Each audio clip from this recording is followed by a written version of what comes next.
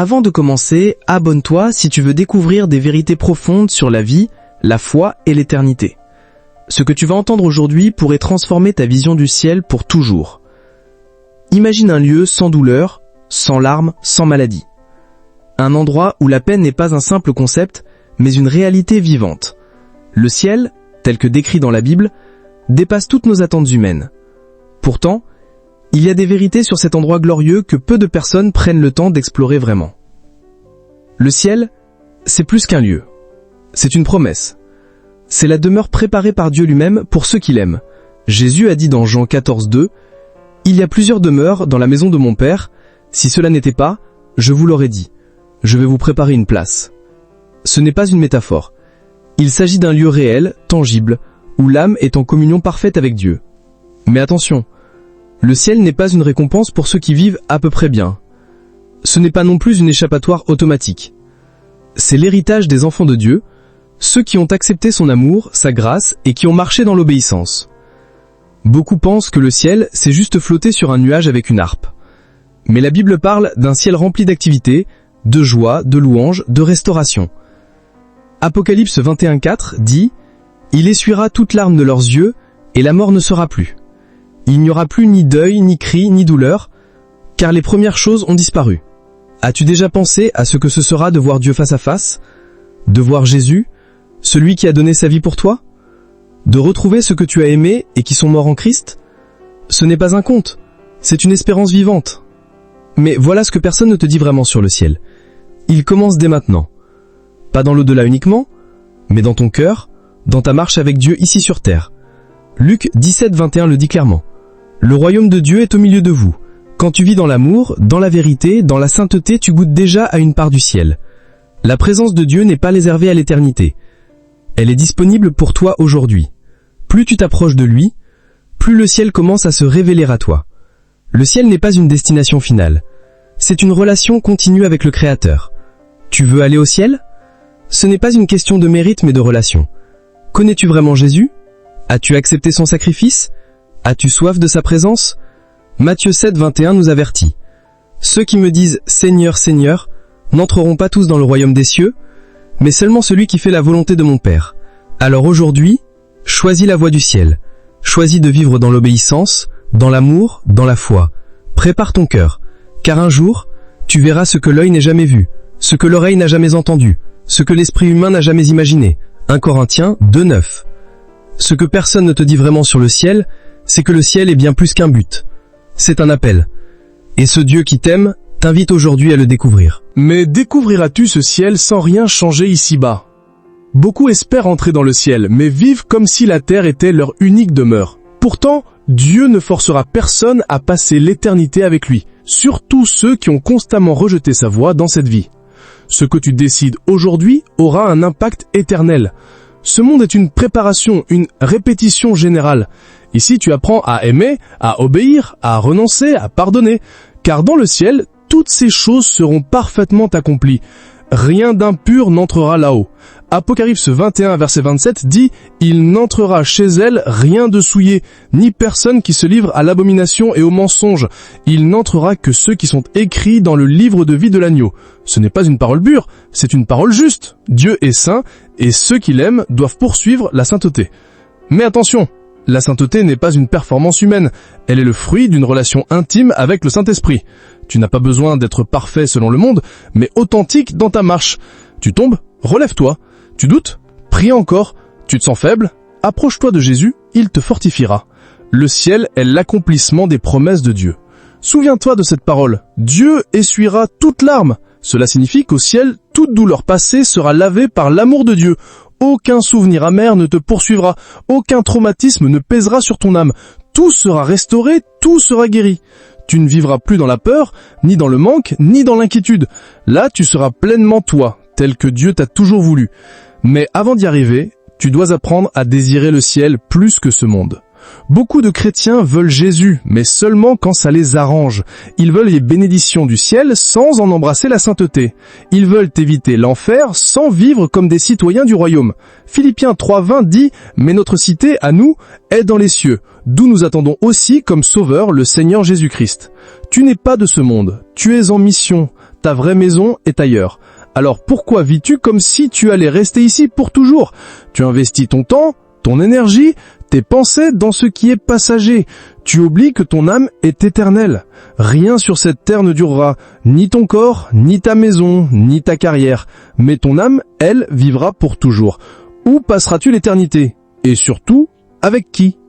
Le ciel n'est pas un mythe, c'est une destination. Et cette destination influence ta direction. Chaque jour, tes choix construisent ton chemin. Tu choisis la lumière ou les ténèbres, le pardon ou la rancune, l'obéissance ou la rébellion, l'amour ou l'indifférence. Ce que tu fais dans le secret est vu de Dieu. Il regarde ton cœur, pas seulement tes actes. Et voici ce que peu te disent. Il y aura des surprises au ciel. Des gens que tu pensais perdus seront là. Et d'autres que tu croyais spirituels ne seront pas invités.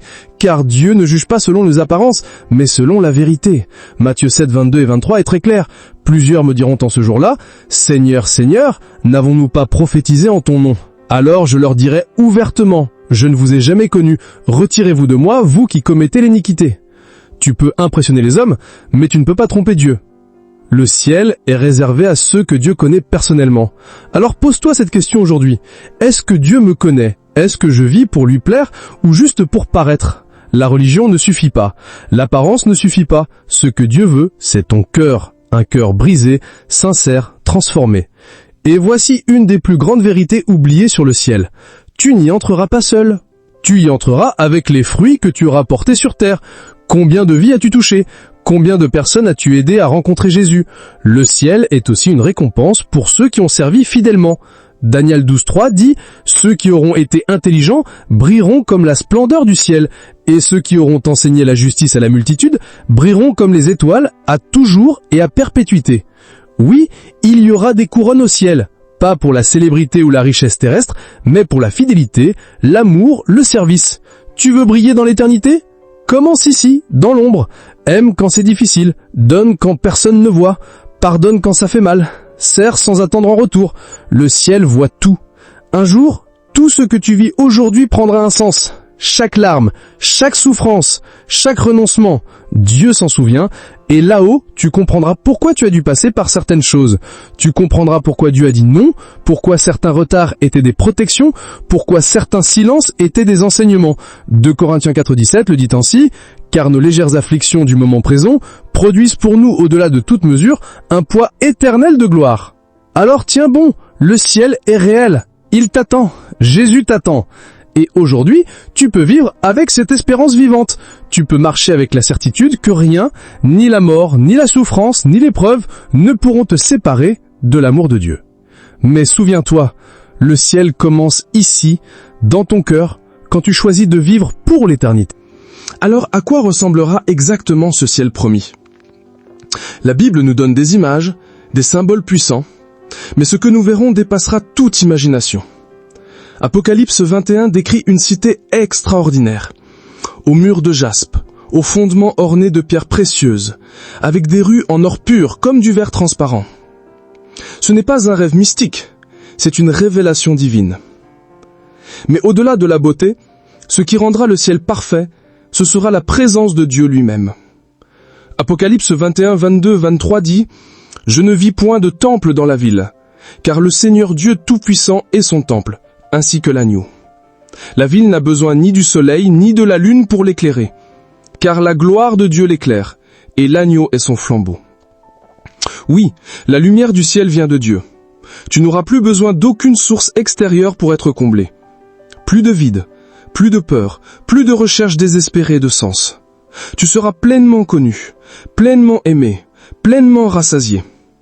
Ce que tu as toujours cherché ici-bas, tu le trouveras là-haut, dans sa présence. Et pourtant, beaucoup vivent comme si cette promesse n'existait pas. Ils ont oublié que cette vie est courte, fragile, imprévisible. Jacques 4,14 nous le rappelle, « Vous êtes une vapeur qui paraît pour un peu de temps et qui ensuite disparaît. Pourquoi remettre à demain ce que Dieu te demande de choisir aujourd'hui? Pourquoi vivre en différant ta repentance, ta foi, ta consécration? Le ciel, c'est aussi un rendez-vous. Il y aura un jour précis, un moment précis, où ton âme quittera ce corps terrestre. Tu ne connaîtras ni l'heure ni la date. Ce peut être dans 50 ans, dans 10 ans, ou demain. Et ce jour-là, rien de ce que tu auras amassé ici ne te servira. Seule ta relation avec Jésus comptera. Mais la bonne nouvelle, c'est que tu peux te préparer dès maintenant. Il ne s'agit pas d'accumuler des œuvres, mais de t'attacher à Christ. Il est le chemin, la vérité et la vie. Personne ne va au Père, donc au ciel, sans passer par lui. Jean 14,6. Ce n'est pas une religion, c'est une connexion vivante avec le Sauveur. Alors ouvre-lui ton cœur, donne-lui ta vie, confie-lui tes peurs, tes blessures, tes espoirs. Il ne te rejettera pas. Il est celui qui t'a aimé le premier, celui qui t'a attendu depuis toujours. Apocalypse 3,20 le dit, « Voici, je me tiens à la porte et je frappe.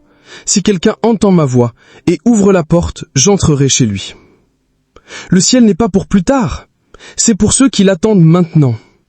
Ceux qui vivent dans cette attente bénie, avec une espérance ferme, une joie indestructible. Ceux qui, même au milieu des tempêtes de la vie, gardent les yeux levés vers le haut. Colossiens 3, 1, 2 nous exhorte « Recherchez les choses d'en haut, là où Christ est assis à la droite de Dieu. Affectionnez-vous aux choses d'en haut, et non à celles qui sont sur la terre. » Le ciel n'est pas une illusion, c'est la vraie patrie. Et quand tu comprends cela, ta vie change. Tu n'as plus peur de perdre, tu ne vis plus pour plaire aux hommes, tu sais que ton trésor est ailleurs. Tu morces avec une paix que rien ne peut voler. Tu avances avec assurance car tu sais que ton nom est inscrit dans le livre de vie. Et un jour tu entendras ces paroles. C'est bien, bon et fidèle serviteur, entre dans la joie de ton maître. Matthieu 25, 21. Quelle plus grande récompense, quelle plus belle espérance. Rien, absolument rien sur cette terre ne peut être comparé à la gloire du ciel. Mais la plus grande tragédie serait de passer à côté, de vivre toute une vie sans répondre à l'appel de Dieu, de rejeter la main tendue de Dieu, de courir après ce qui brille, mais qui s'effondre, de vivre comme si la mort n'existait pas. Alors je te le dis avec amour, ne joue pas avec ton éternité. Le ciel est une réalité, et Dieu t'appelle aujourd'hui à le choisir. Reviens à lui, reviens à la source. Tu n'as pas besoin d'être parfait, mais sincère. Tu n'as pas besoin d'avoir toutes les réponses, mais d'ouvrir ton cœur. Le ciel est une promesse, une destination, mais surtout une invitation. Et cette invitation t'est adressée maintenant.